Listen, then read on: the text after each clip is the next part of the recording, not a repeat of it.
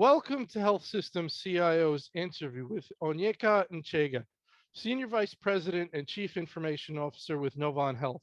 I'm Anthony Guerra, Founder and Editor-in-Chief. Onyeka, thanks for joining me.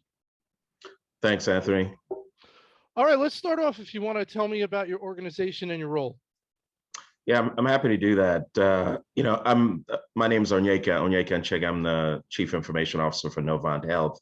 Novant Health is an integrated network of physician clinics, outpatient centers, and hospitals that delivers a seamless and convenient healthcare experience through more than 6 million patient visits annually, right? Mm-hmm. And our network consists of more than 1,800 physicians and over 35,000 team members that provide care at more than 800 locations that include 15 medical centers and hundreds of outpatient facilities and physician clinics. Our core markets are in Winston-Salem, North Carolina, where we are headquartered. We also have a significant presence in Charlotte and Wilmington, North Carolina as well. Very good. Well, we're going to talk, you got a big ERP project going on, big deal. I saw the release about that, some help you were getting with that project. We'll talk more about that. Yep. People have said that, meaningful use spurred on the EMR implementations, and that went on for quite a long time. And now is time for some other big projects when people get those done. Do you see that kind of evolution over the last 15 years? Yeah, so I think what you see is big ERP, EMR implementations that are happening, but I think folks are starting to realize the value of what I'm going to call time to market and getting implementations done faster so that your business can start to realize value sooner rather than later. So I think you're seeing more and more of that out in the marketplace, although especially in the healthcare space where you have what I'm going to call corporate systems, right? So back office systems from an ERP perspective. And then you've also got the what I'm going to call the patient-facing solutions like the EMR. So the combination of both of those together is really the secret sauce from a technology perspective within the healthcare space. I'm very interested in understanding how an ERP system request or implementation, a new how that surfaces in a health system and comes to you, and either if you're looking at, you see what's out there and you say to the business side, hey guys, there's other options, or if these things bubble up from the business side and they say, hey, by the way, we're having some issues here and we think maybe there's some tools out there that can help us. Can you check it out for us and let us know? Tell me how that actually plays out. Yeah, so I think whether it's in the healthcare space or any organization at all, the CIO plays probably 2, 3, 4 different roles within the organization, probably an equal part. One is, hey, we need this, right? And we need this as in the form of business capabilities that the organization might need to perform its functions. And my role as a CIO, my team's role is to figure out, okay, so what's available out there to satisfy the need that we have. But then the other role is hey, did you know, right? Mm-hmm. So it's understanding what's out in the marketplace from an emerging technologies perspective, but even beyond emerging technologies, but are they things that we currently have in our footprint today that we are only leveraging just a piece of that, right? And then being able to say, did you know that we could do more with that? So I think that's where that comes into play. And as CIO, my team is always listening to stakeholders across the Novant Health enterprise. Our goal is to identify the main points, the pain points that exist so that we can alleviate any of that with technology. Ultimately, we want to improve the way that our team members work and the care that our patients receive. Novant Health's leaders approach decisions and the future of our business as a team, with the CIO and the business leaders connected, right, at the hip and involved in critical decisions. So, but I think it's the idea of the CIO and his team probably wears multiple hats, and depending on what's being asked, depends on how we show up. So it goes both ways. The Absolutely. needs surface from the business. It comes to you and they say, here's the problem. And you try and figure out if maybe you have it, we have this in our footprint, or let me investigate, let me check the market out, and then I'll give you a presentation on what your options might be. But as you said, it also can be you and your team suggesting to the business. So it That's goes correct. both ways. That's correct. Yeah, and in our case, the original need came from our enterprise, right? So our people and culture team specifically was the first area of Novant Health that raised this issue. Novant Health's discipline is to approach technology needs on an enterprise basis. So, I'm responsible for ensuring the use of modern IT software and technologies to streamline business operations. This includes managing and implementing technology to support Novant Health's goals, right? So when Novant Health's leadership established our long-term strategic goals, we looked across the entire technology portfolio to assess if we had the right systems, processes, technology in place to support those goals. And as a result, we identified a need to better streamline what I'm going to call to streamline, standardize, improve our team members' experiences using enhanced technologies. So when you say an enterprise basis, that means if even though the request bubbles up from a particular department, we're going to take a look at things and we're going to kind of come up with a solution for that could apply elsewhere, not just to your niche, but that's good for the enterprise. So you're going to have to give us a minute because we got to check things out, right? This is not like we get it tomorrow. This is not ordering it on Amazon. It comes next day. This is, we have to do what's right for a very large organization. Yeah, that's a great way to say that, Anthony, because the intent is, let's try not to put one-off solutions in Mhm. place, right? Or you put a solution in that only satisfies one part of our business. And not to say that that doesn't happen, right? Because it does, because all of our business partners don't use all the same technologies, right? But where possible, we want to put a set of systems in place, a suite of products in place that can be leveraged across our entire business. And so, we involve technology experts and business leaders to collectively recommend solutions, right? And moreover, we collaborate to determine what's the best way to put this technology in place. I mentioned next day delivery with Amazon earlier in the conversation. You mentioned the concept of speed and moving quickly to respond to the needs of the business. There's a balance between next day delivery and I'll talk to you in 8 months when we have a report based on your request. How do you manage that as the leader of the IT organization? Obviously, you want to move as quickly as possible, always to respond to the business. That's how the business decides if you're doing a good job, right? Are you helping Yeah. us do the business we need to do? So talk to me about handling these things as quickly as possible to satisfy the business, but still doing the due diligence you need. So I think there's a balance that you have to strike, right? When it comes to speed to market. I think gone are the days where you said, hey, it's going to take me, a year and a half to implement something, right? Right. Those days are long gone, especially when you think about the pandemic and the things that we had to do to react and react very quickly.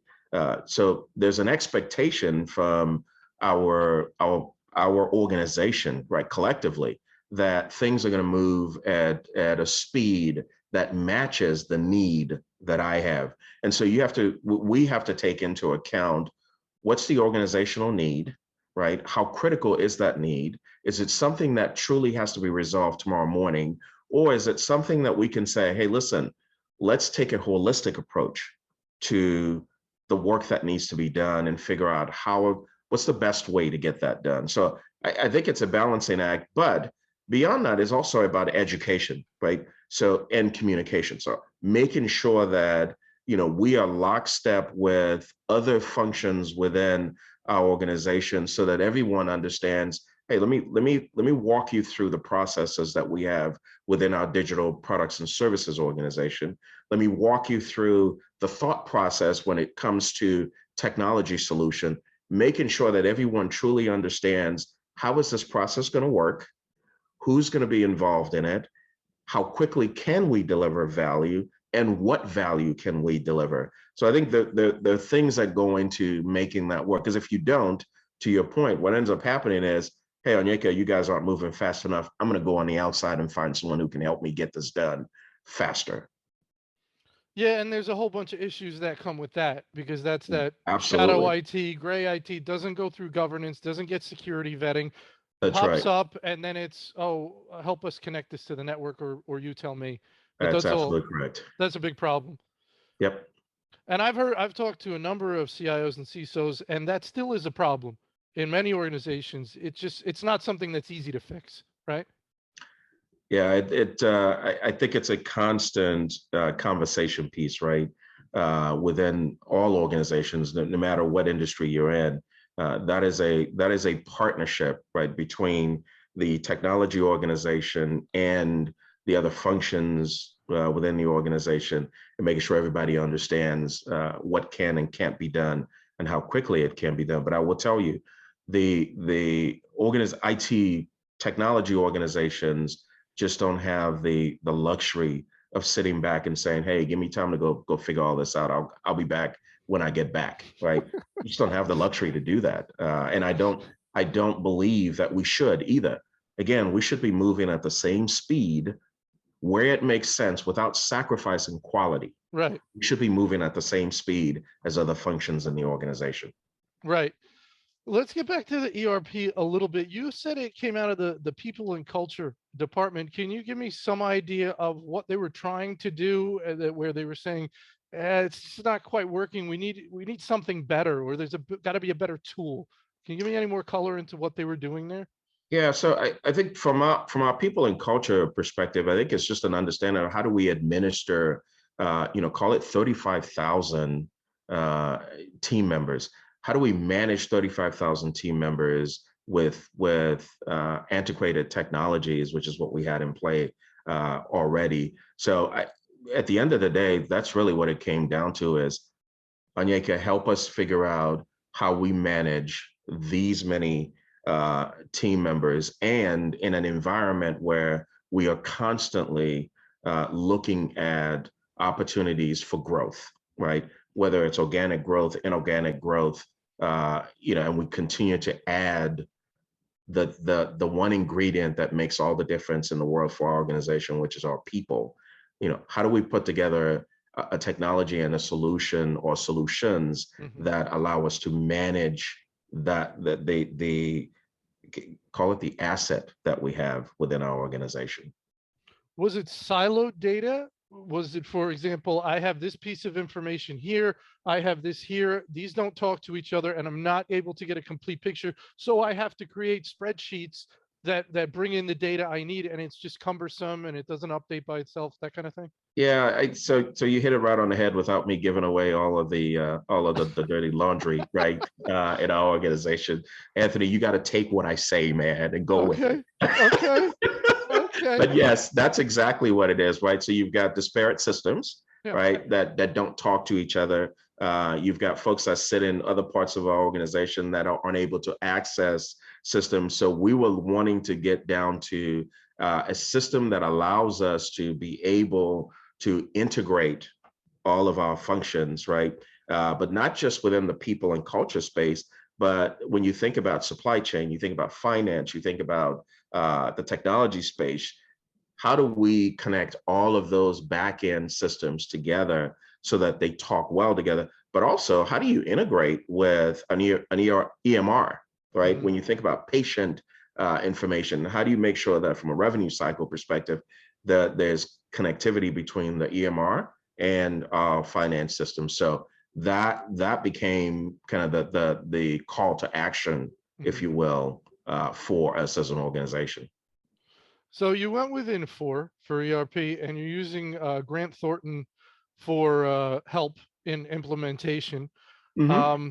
We did a whole webinar on using outside help and professional resources and that kind of thing, because there's a lot of nuances there in selecting and arranging, coming up with the arrangement, and all issues in managing that outside help coming in. Right.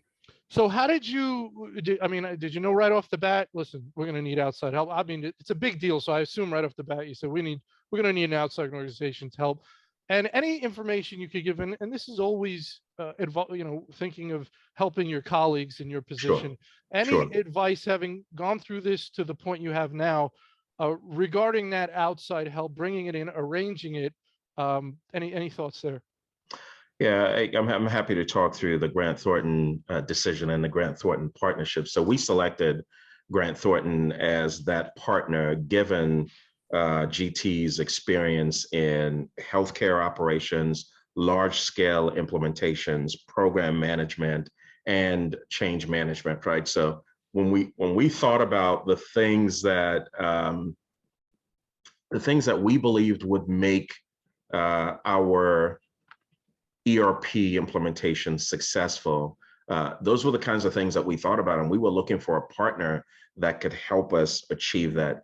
I think from when I think about long-term partnerships and bringing in organizations to help you get through large-scale implementations like this, I always say it doesn't start at the time that you make the decision to bring a partner in. It actually starts well before that, right? So think about the courting process, right? You want to go with a partner that you truly understand who they are, right? And you understand what they do, what they bring to the table. And oftentimes, I see a lot of organizations start that process when it's time to bring somebody in. They start doing all this research and all this, interviews. And I'm not saying you shouldn't do that, but there is something to be said for tried and true, been in the trenches with you, and been a part of the organization.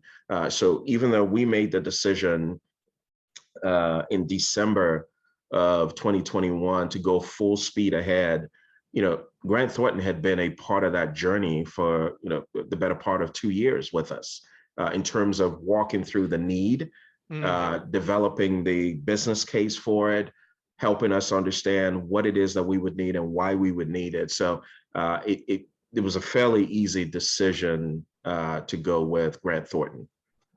So that's interesting. They helped you sort of from the beginning of this whole process, vendor selection, right through to they're going to do the implementation and help you with the change management. Does it come up in your role where sometimes you don't have the option to go with a firm that is like A to Z, and you say, I just can't, I would love to go have a firm help me with the implementation who I may also want to use down the road? Sometimes you can't, I'm wondering, and you have to go, okay, you're going to help me with implementation, and unfortunately, I'm going to have to go with somebody else and do that reacquainting that you said is great not to have to do. Yeah. So, and just so to provide a little bit of clarity. So in this case, while we're talking about the ERP implementation and the work that we're doing there and the ERP rollout, we are also in the middle of an EMR integration work that we're doing as well, right? So we call the total project the Business Transformation Initiative, which includes an ERP rollout, corporate system modernization, I'm going to call it, and then a EMR integration, right? So we originally started talking about, to your point here, about potentially having one partner that would do all that with us. We ended up saying, hey, you know what, Grant Thornton, you're gonna focus on the ERP implementation work for us, and we'll go out and find someone else to do some of these other pieces as well. So we did go through a process of getting to know other partners in this process to make that work. Because to your point, sometimes you don't necessarily have the opportunity to go with one partner soup to nuts, right? So in that case, we made that decision. But I will tell you that our Infor implementation, which is our ERP, it's more than just an ERP rollout, right? So we aren't simply taking Novant Health's current processes and transplanting them into a new technology, right? So it's not just a lift and shift for us. Instead, we're making an investment that transforms the way our team members perform their work. So ultimately, this will allow us to deliver more remarkable patient care. And in Grant Thornton, we found a partner that could guide and collaborate with us on this journey and walk with us as we embarked on a multi-year endeavor, right? Grant Thornton and Novant Health, we've got a long-standing relationship. The firm basically worked with us, to the point I made earlier, to do the phase 0 analysis of the project, which helped us understand our current state and where we could transform. And we felt extra confident, right, selecting Grant Thornton because the GT had handled many other large-scale projects similar to ours. And finally, we both share a long-standing focus on leading-edge technologies, and we also share very similar kind of people-first culture values, which are critical to the success of an ambitious shared technology endeavor like this. Yeah, it sounds like it's nice to have that core number of vendors and also service providers that are your go-to core, right? Yep. So when you build a relationship with these consulting firms, it's nice to get one that, all right, now I have a relationship and they can do a lot. So That's I right. may not need them for this today, but I know tomorrow when I need this, I feel good. I have a relationship. Absolutely. Very good. You've bitten off a lot. EMR, ERP. You're not sitting around over there. Huh? It ain't for the faint at heart. Oh my, oh my goodness. Well, let's talk a little bit about that. Let's talk a little bit about when we max out, or when we don't want to, let's say when we don't want to take on any more. Every CIO's got to deal with that. Every CIO's got a maximum throughput they can manage with the staffing they have. Also, it's been said that organizations can only handle so much change that you can throw at them at any one time. Any Yep. thoughts around that, around making sure we go as fast as we can, but perhaps not faster than we can? Yeah, so I believe it's a matter of understanding what the organizational needs are, Mhm. and coupled with understanding the rock star team that you have, Right. right? Whether it's the internal team you have or the external partners that help your IT teams kind of go the distance, if you will. So I think it's a matter of understanding that, because there are some things that our organization is going to need that we're going to say, look, we got to get this done, right? Mhm. And to get this done, we're going to need to go out and get external resources to help us make that happen. Or we may have to reallocate some of the resources that we currently have to get after it. But as an organization, we made the determination that the business transformation initiative was a priority project, priority initiative for us as an organization, and we allocated what we needed to get it done. But for me, it's a matter of understanding with our executive team, with our business leaders, what is it that we need? What capabilities do we need to continue to push the needle forward? Whether it's things that help us optimize the work that we're doing today, or we are in a place of, hey, did you know that this is coming, and let's get ahead of that. So you start to think about being innovative in your business and some of the things that you believe are going to make a difference for the organization. But do you think a key here is transparency on your part to the businesses and to the people you report to? Transparency in the sense of, here's what we're doing for the organization. Here's the projects. Here's what's happening. Here's our budget. Here's what we're doing with what we have. If you want more, here's what I need in order to, because if you don't, if you try and always say yes, you're not doing a service to your team. You're going to have team members That's burning right. out. So part of your role is that transparency of, here's what I have, here's what we're doing, and here's what I need to do what you're asking for now. Yeah, it's transparency both ways, right? So it is the transparency around, and that's why I use the word education and communication, right? It's transparency around here's what we have today, here's what we can do, here's what we can't do, Mm-hmm. and here's what we believe you as as a business leader ought to be thinking about, right? Mm-hmm. So I think it's more than just transparency on my end, but it's also transparency on my team members in other parts of our organization to be able to say, hey, Onyeka, here's what I'm thinking about today. Here's what I need today to run my business. But here are some of the things that I'm thinking about for tomorrow, which allows me then to go back and start to brainstorm with our team around, hey, we're going to fix what's needed today. We're going to deliver what's needed today. But we also need to be thinking about, right? So it's the idea of having a scout team go out ahead and say, hey, here are some of the things that we might need as we go along. But I believe it's transparency on both sides, and then education, right? So we can't create an environment that's a black box for other parts of our organization. They've got to understand what some of the limitations are for us as an organization, and what are some of the things that, no kidding, we can knock them out the park and knock it out far. And so we ought to focus on some of those things. So let's talk a little bit about that communication with the business leaders. Tell me a little bit more how and when that happens. Is it one-off? Is it regular? Is it with certain individuals? Obviously, everyone's in kind of a remote environment. Does a lot of happen on Zoom? Just what's the way to all these conversations you're describing that sound so important? How do they actually happen? Yeah, so it's about having management routines in place, right? Where so I it starts at the very top. So you think about our organization at Novant Health. Carl Armato has weekly sessions which anyone in our organization is able to tune in and listen to, right? Carl's Corner. And on a weekly basis, you can hear Carl talk about things that are important that are going on in the organization. And you can hear Carl talk about ideas, right? So where does he see this organization going? And then you take that a step down. Our executive team has, periodic meetings. The senior leadership teams have executive sessions as well, where we're able to hear about some of the things that are going on in the organization.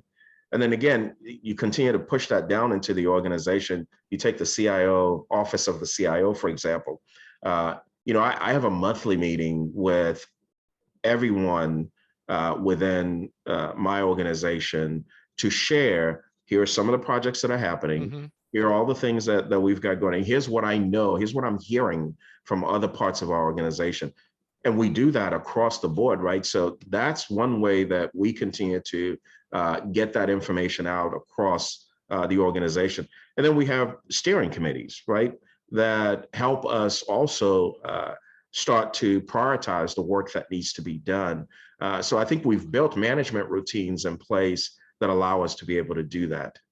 And the same is true for the business transformation initiative and the ERP work that we're doing right now, right? So, we've said there's a multi-year rollout for this body of work.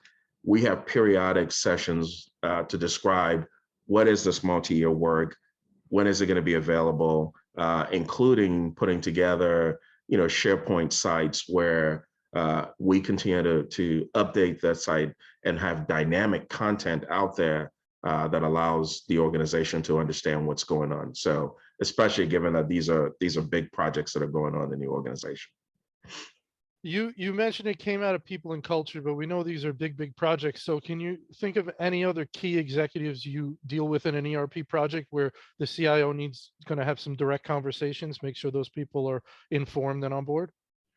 Yeah, so at Novant Health, there are two key layers of leadership that we have leveraged for our transformational work. The first layer is executives from across the organization who have been instrumental in developing our business case, the strategy, the goals for transformation, with very close collaboration and involvement with our chief financial officer, our chief transformation and digital officer, chief administrative officer, and their leadership teams, right? So it's the CIO, it's the SVP of finance, it's our chief procurement officer, it's our SVP of supply chain.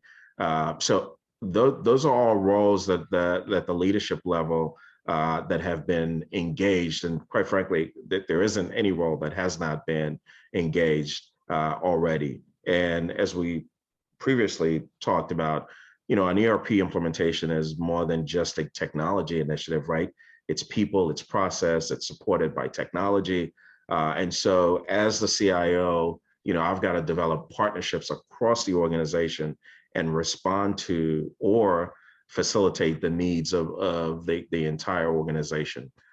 We also have steering committee, as I mentioned, but that includes senior vice presidents and above from our regional markets and from teams in areas such as digital products and services, people culture, strategy execution, clinical programs, right? These steering committees also includes representatives from our physician network and nursing teams. Then the second layer is operational leadership in a wide range of areas, right? Including all the same groups that I mentioned before, includes infrastructure, cybersecurity, communications. Some of our departments have historically used their own systems and processes, and it will be a substantial effort for them to transition off of their legacy technologies. But at the end of the day, I aim to ensure that these department leaders understand what our new systems have to offer, and secure their buy-in and input and create change champions in those spaces. Very good. Well, we're almost out of time. I'd just like to get your final piece of advice, and I want to frame it up this way. Think of Sure. a CIO at a comparably sized health system, and they're just the requests from the business around ERP are just starting to surface. So they're starting to have those conversations. The business is starting to express what could be a possible need for a new ERP system. What's your best piece of advice at that point for how they can get off on the right foot moving this forward? Yeah, so for me, it's all about understanding what your organization needs, right? I think a lot of times, we may want to move forward, but not just understand what the organization needs, but being in the seat that we sit in from a digital products and services perspective, as the CIO and all the other leaders that make up the digital products and services organization. I think it's incumbent upon us to be able to bring that expertise to the table and say, okay, here's what you're looking for, and here's what you want. Now let me also throw in what's possible, right? And what's available and what's out there. Right. And I think coming at it from that perspective, I think allows everyone to be successful going forward, because it starts to open up the dialogue and the communication footprint for everyone in the organization to be able to weigh in and say, here are some of the things that we've got going on, right? At Novant Health, we're committed to delivering a remarkable healthcare experience to the communities that we serve, supported by world-class technology, personal communications, and care that's easier to access and understand. So, we're focused very heavily on the future of Novant Health, and success to us means, staying at the forefront of technology and scalability, employee experience, patient care. Those are all things that are meaningful to us. And so we're willing and determined, to continue to invest in our future. And I would encourage others to think critically about the call it the multifaceted benefits of transformation. Wonderful, Onyeka. Thanks so much. That's about all we had time for today. I really appreciate it. Great chat. Thank you, Anthony. I really appreciate that. Thank you so much. You've made the process a very easy process to go through as well. And I couldn't have asked for a better partner to walk through this. Very good. Thank you. You are more than welcome, my friend.